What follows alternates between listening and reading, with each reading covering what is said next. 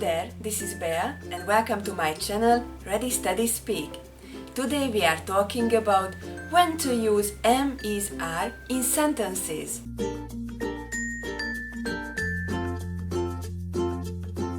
So let's see, when do I need am, is, are in sentences?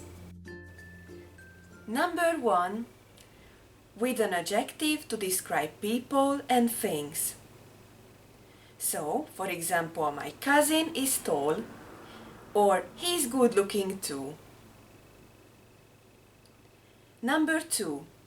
With ing to form the present continuous. I hope you are feeling well. I'm going home now. Number 3. With going to talk about the future. I'm going to go to the cinema. He is going to talk with you. Number 4. With the past participle to form the passive. Seville is situated in South Spain. The glasses are broken. Number 5. After there and here. There are a lot of cats in the street. Here's the ticket I promised you.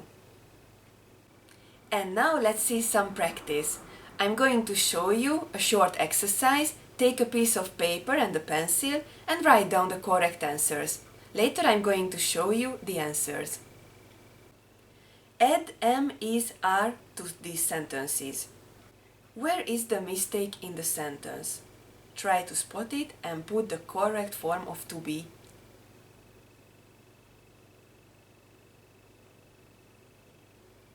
And now let's see the answers. I've got a new bag because my old one is broken. I like this bed, but it is too small for sleeping. Here are our photos. Do you want to have a look? Carl works in London and is married to Jane. I like movies which are interesting. That's all for now. I am looking forward to seeing you. I hope you did it well. If you have any question, please leave a comment and I will answer you soon. If you like the video, please click on the like button and don't forget to subscribe. See you in the next video. Bye bye!